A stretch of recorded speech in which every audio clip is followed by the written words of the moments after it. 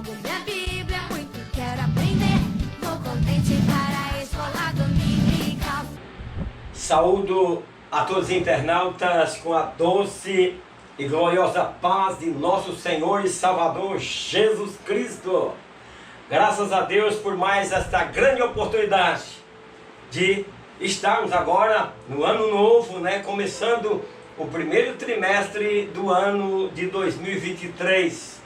Louvamos a Deus por tudo que nos aconteceu no ano passado e por esse privilégio de iniciarmos aí um novo ano. Peço desculpa a todos os internautas, fiquei umas aulas fora, final de ano, e as aulas, por exemplo, Natal e Ano Novo caiu justamente no domingo, e aí não deu para a gente estar fazendo essas aulas.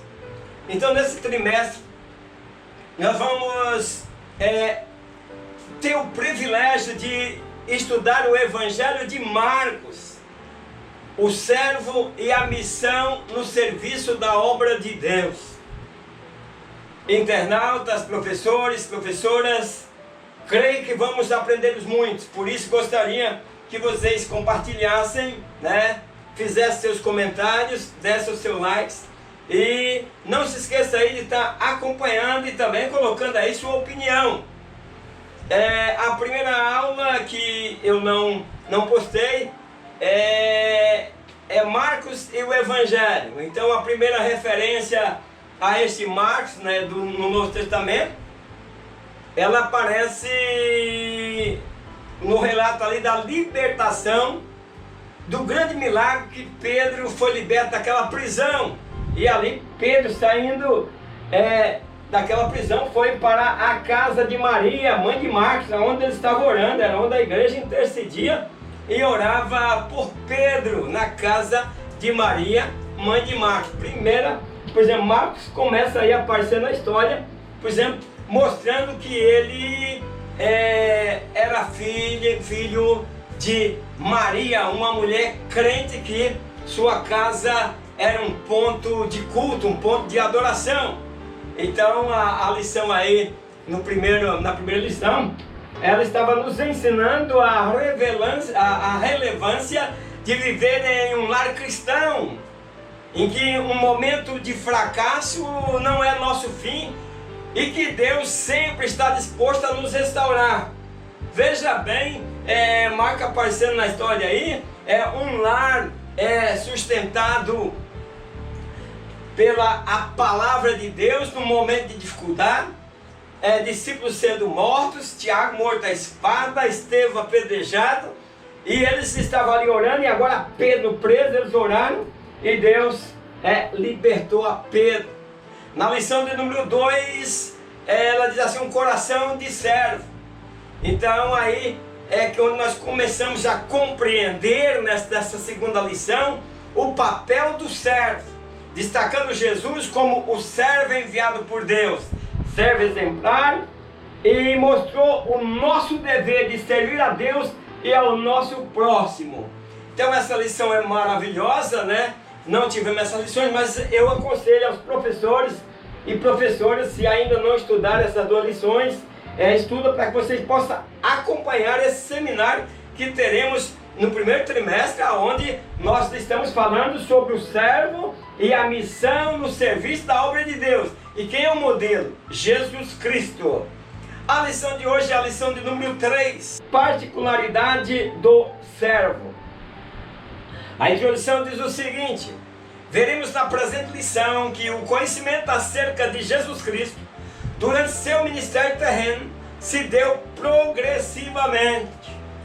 Então o próprio Jesus, ele foi progredindo, caindo na graça do povo, e o povo ficando aí êxtase com as coisas que aconteciam. Mas nós vamos estar mostrando que Jesus, além de ser o Filho de Deus, mas era um servo, que estava em uma missão a serviço do Pai. Então nós enfatizaremos dois aspectos da identidade do servo sofredor que se destaca no Evangelho de Marcos. Esses dois aspectos, qual que é que você vai ver em Cristo? É o Filho de Deus com todo o poder, mas se destacava nele autoridade e compaixão. O servo que não tem compaixão não pode aí encaixar nessa aprendizagem de Jesus. E o servo também de Jesus tem autoridade. E a Bíblia diz que o pessoal ficavam admirado vendo o que Jesus estava fazendo. Marcos já começa narrando ali as obras de Cristo no seu primeiro capítulo. E aí o povo admirava a ponto de ficar um perguntando entre si. Um olhava para o outro e perguntava, dizendo: mas que é isso que está acontecendo? Que nova doutrina é esta? Pois com autoridade ordena aos espíritos imundos, isto é, aos demônios, e eles obedecem, até os demônios lhe obedecem. Quer dizer, Jesus estava ali trazendo para o povo, né, a palavra da verdade e a palavra com autoridade. E não só autoridade, mas também com compaixão. Antes de entrar na lição, vai o meu abraço para o Matheus Ferreira. Presbítero Matheus Ferreira, ele é de Goianópolis, Goiás. A paz do Senhor, presbítero Ademar, sua aula é uma bênção. Obrigado, presbítero Matheus Ferreira. Marcelo Honorato, Divina União do Alto Alegre, município de Alto Paraíso, Rondônia. Ele diz assim: parabéns pelo ensino, Deus te abençoe grandemente. Obrigado, Marcelo Honorato. Márcio Rosa de Camargo, ele diz: a paz do Senhor, mais uma aula abençoada. Vini Galeano, devemos confiar em Deus o tempo todo e exercer a nossa fé. É isso mesmo, Vini. Gilvandre Silva Duarte, ele é da Assembleia de Deus Fama, Ministério de Madureira, Aparecida de Goiânia, Goiás. Ele diz: pai do Senhor, meu querido professor, que lição maravilhosa, sempre assistindo suas aulas. Eu que agradeço vocês.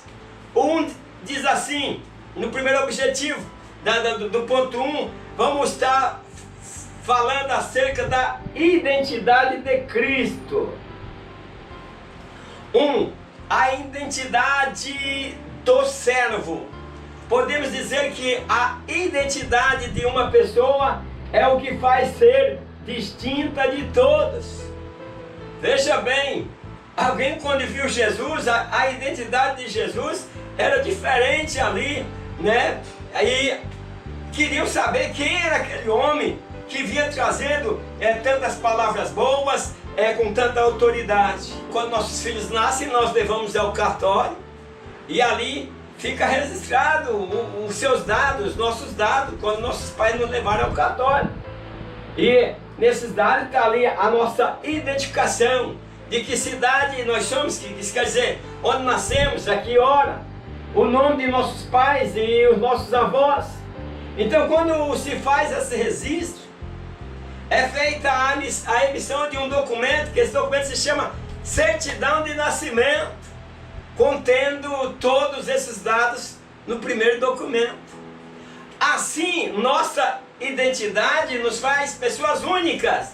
Diante desta certeza, iremos ver agora no Evangelho de Marcos a apropriada identidade de Jesus. Quando alguém nos visita, quando alguém se identifica para nós, por exemplo, nós numa empresa, você quer saber a identidade dele, quem é ele, como é seu nome na praça, para que você possa dar credibilidade ao que ele diz, credibilidade aos negócios que você vai fazer com ele. E também dentro do hotel, por exemplo, você busca a identidade, identificar a pessoa para você ver quem você está colocando dentro do seu estabelecimento. O um diz assim: muitos não conheciam a identidade do servo. A despeito deste pensamento, a melhor forma de conhecer mais sobre ele é por meio do estudo das Santas Escrituras, em particular o Novo Testamento, que descreve a sua história e como ele morreu na cruz por nós. Quer dizer, nós vamos identificando Jesus como o homem que carregou sobre si as nossas dores. Quem quer conhecer melhor a Jesus, professores e professoras, vai colocando aí para os seus alunos que para conhecer Jesus não basta irmos aos cultos, não basta participarmos ou fazer aquilo que os outros fazem. Para conhecermos Jesus, é preciso que nós estudamos as Escrituras Sagradas. E para melhor conhecer o Novo Testamento. Por que o Novo Testamento? Porque é o Novo Testamento que descreve toda a sua identidade, e no Velho Testamento são apenas profecias acerca do Messias. Então a Bíblia fala já lá no Antigo Testamento, dizendo: conheçamos e prossigamos em conhecer o Senhor, como a alva será a sua saída, e ele a nós irá como a chuva, como chuva seródia que rega a terra, pois não se sabia direito como defini-lo. Então o profeta definia desta forma, nem todos entendiam o que estava sendo profetizado. Então o Evangelho de Marcos é o mais curto dos 4 evangelhos, né? E ele vai direto ao ponto. Ele aborda direto, vai abordando a identidade de Jesus e a importância do sofrimento e a necessidade da fé, identificando o que Jesus está fazendo, identificando o seu amor. Quando as pessoas, professoras, é o que nós precisamos. As pessoas começam a olhar para nós, talvez eles sabem o nosso nome, mas eles vão identificando em nós qualidades ou de servo ou qualidade que reprova. Por isso nós temos que ter muito cuidado, porque a nossa fala pode estar tanto nos mostrando o nosso posicionamento de servo, como pode também estar nos reprovando. O 1.2 diz assim: o servo conhecido progressivamente. No início do Evangelho de Marcos, após Jesus ensinar uma sinagoga de Cafarnaum e expulsar de um homem um espírito impuro que o importunava, todos se admiravam com a sua autoridade.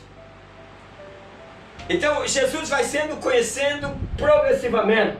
Lucas falou desde o seu nascimento, né? Contou toda a história, desde ali da sua prima Isabel, do seu primo João Batista, né? De Isabel, prima de Maria, né? Mas Marcos vai direto ao assunto, direto a Jesus, já começando ali nos seus ministérios, fazendo o diferencial, se identificando como Filho de Deus. Então, ele aí, por exemplo, Jesus ensinando na sinagoga, aí aparece lá o quê? Um endemoniado, né, que estava ali na sinagoga, um homem com espírito imundo, que começou a gritar: ah, que temos nós contigo, Jesus Nazareno. Quer dizer, muitos demônios, professores e professoras. Veja que diante da santidade de Cristo, os demônios começaram a se manifestar e começou a temer. Era uma legião de demônios daquele homem que dizia: que temos nós contigo? E Jesus vai e diz: sai dele. E aí o povo fica boquiaberto. Eles não tinham visto aquilo. Os homens eram plenamente religiosos, era na sinagoga, mas na sinagoga não acontecia isso. Jesus disse: olha, em meu nome vocês vão expulsar demônios, em meu nome vocês vão pôr a mão sobre os enfermos e os enfermos vão ser curados.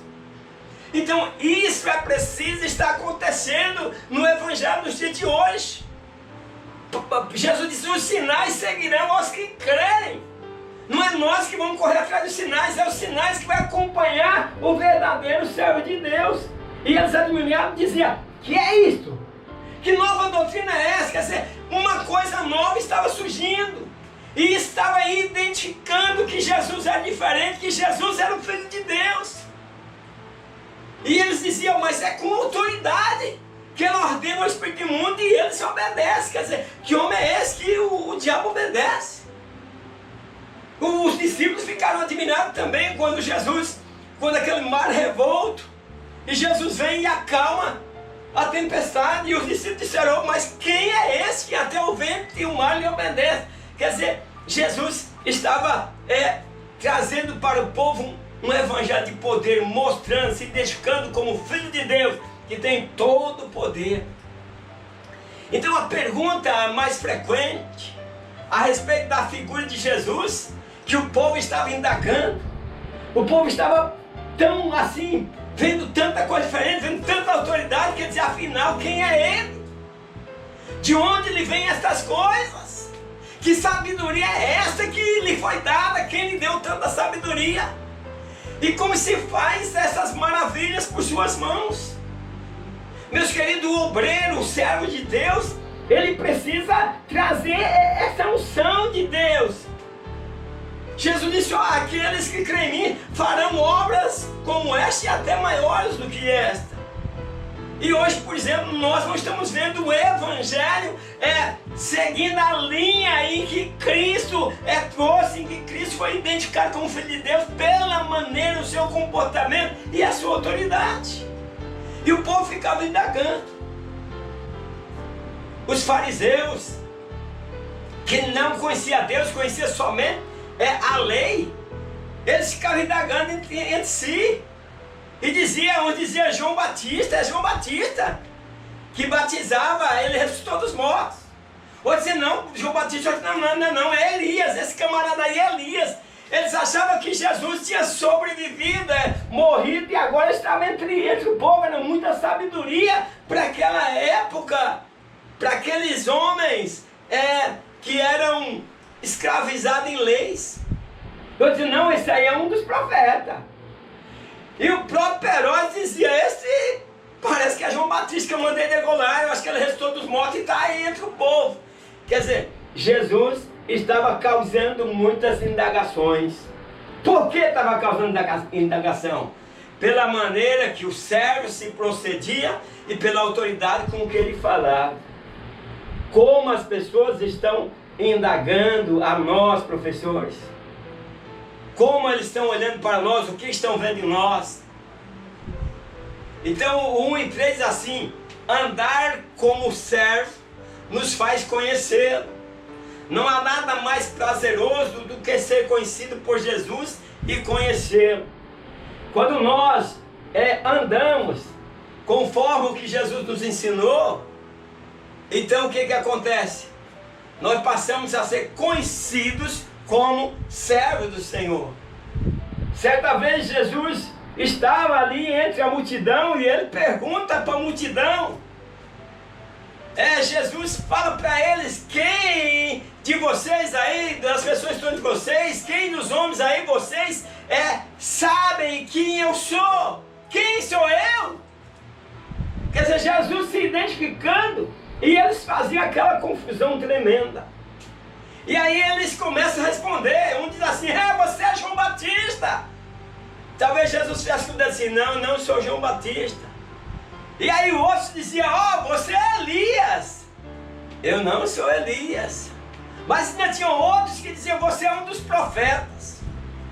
Aí Jesus pega e vira para os seus discípulos e diz para os seus discípulos, e vocês, meus discípulos, o que é que vocês aprenderam dentro da minha identificação, a maneira que eu vivo entre vocês, quem vocês dizem que eu sou?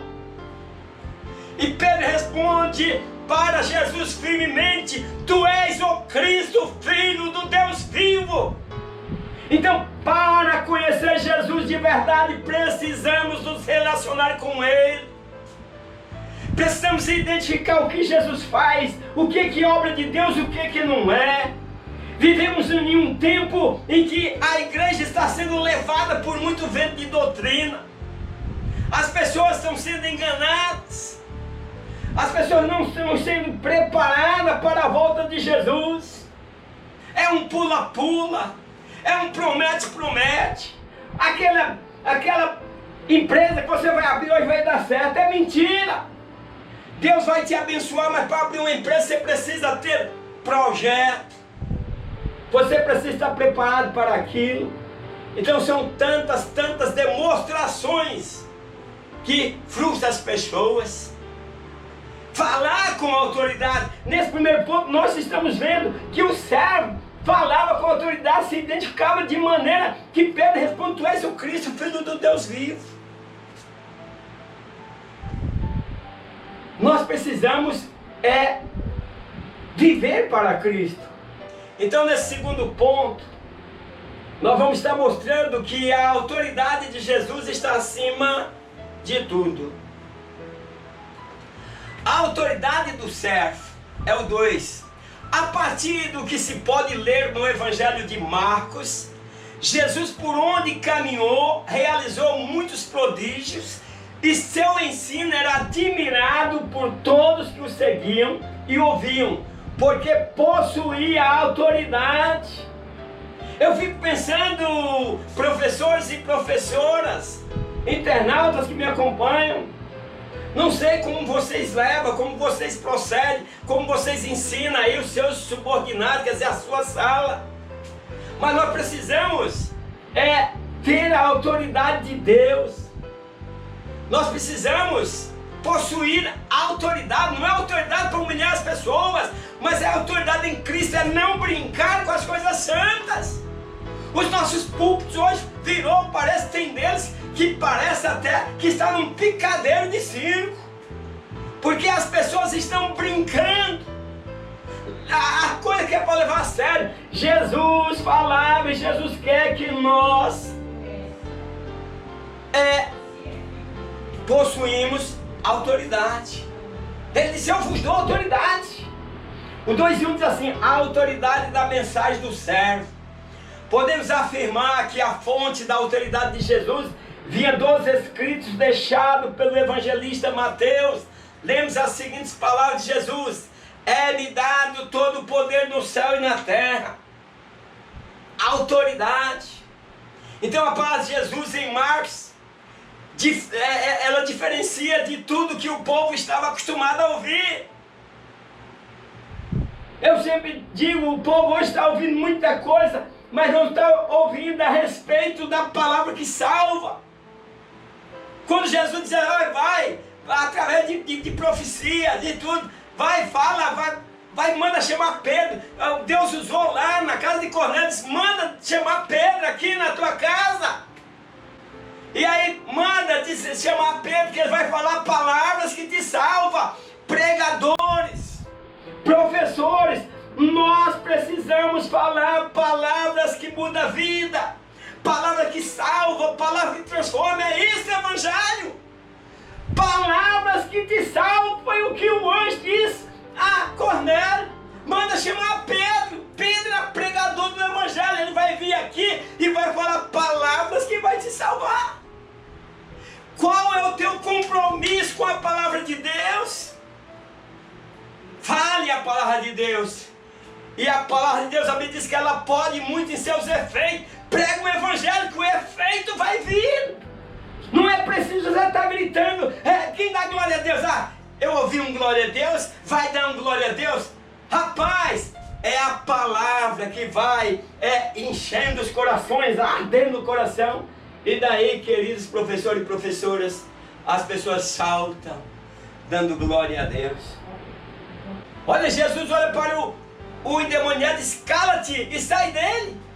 E é o diabo clamando com alta voz: saiu dele. Então a mensagem que Cristo pregava apresentava a autoridade dos céus.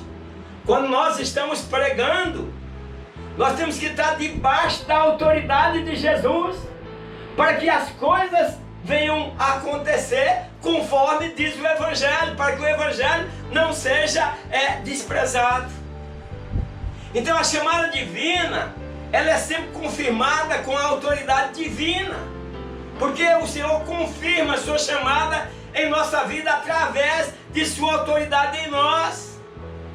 Porém, é essa autoridade que o Senhor dá em nós, que através da autoridade recebida por Cristo, nós oramos, as pessoas recebem cura, nós pregamos, as pessoas vêm para a frente para aceitar Jesus, nós pregamos, as pessoas perdidas são salvas.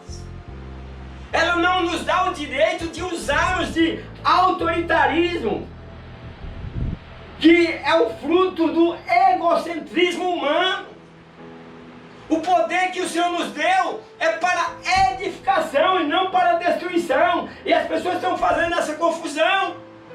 Pula nada no poder, trazendo destruição e não edificação. Pense nisso. Deus quer que nós sejamos pessoas que realmente ensinamos sua palavra com verdade. O 2.2 diz assim: a autoridade do servo foi testada por sua palavra. Para bem compreender, nas palavras de Jesus existiam ensinamentos sólidos que o povo começou a perceber e admirar. Veja bem, mas quem é este? Ninguém nunca falou dessa forma. Os camaradas foram prender Jesus e disseram, mas vocês não prenderam ele. Nunca ninguém falou com tanta autoridade. Então as verdades espirituais de Cristo sufocavam a tradição religiosa. Deixava ele sem saída, mas na nossa tradição as pessoas não têm essa autoridade. Quantos católicos na minha época nós ganhávamos para Cristo? Porque a autoridade da palavra de Deus levava eles para a igreja e lá eles aceitavam Jesus, como não aceitavam através da pregação, corpo a corpo. Porque eles diziam, não, na minha igreja não tem essa autoridade. Então os religiosos na época, eles invalidavam a palavra de Deus, trocavam pela tradição, pelos costumes que lhe eram ordenados. Mas o Senhor compadecia. Quando aquela mulher apareceu, Senhor, tenha misericórdia da minha filha, tenha misericórdia da minha filha. E Jesus disse para ela, olha, não posso tirar aqui o pão dos filhos e dar aos cachorrinhos. E ela disse, mas também, Senhor, os cachorrinhos comem debaixo da mesa.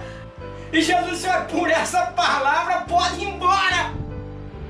O demônio já saiu da tua filha.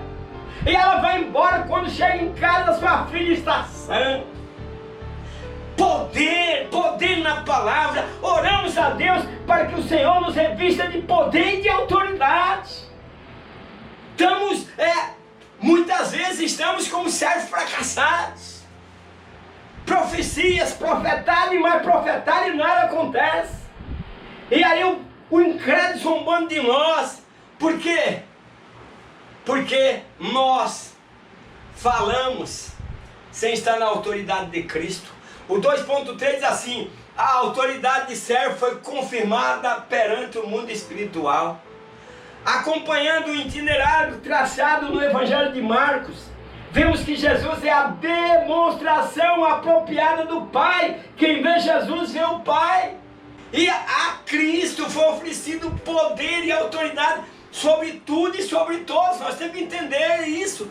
Toda a autoridade está sobre Cristo. O ponto 3, o objetivo da lição é destacar a compaixão de Cristo. Nós estamos falando no Evangelho de Marcos, o servo e a missão no serviço da obra de Deus. 3, a compaixão do servo. O Evangelho de Marcos descreve que Jesus, em suas peregrinações pelas cidades povoadas, ao notar as multidões, tinha compaixão delas porque estavam angustiadas e desfavorecidas como ovelhas sem pastor.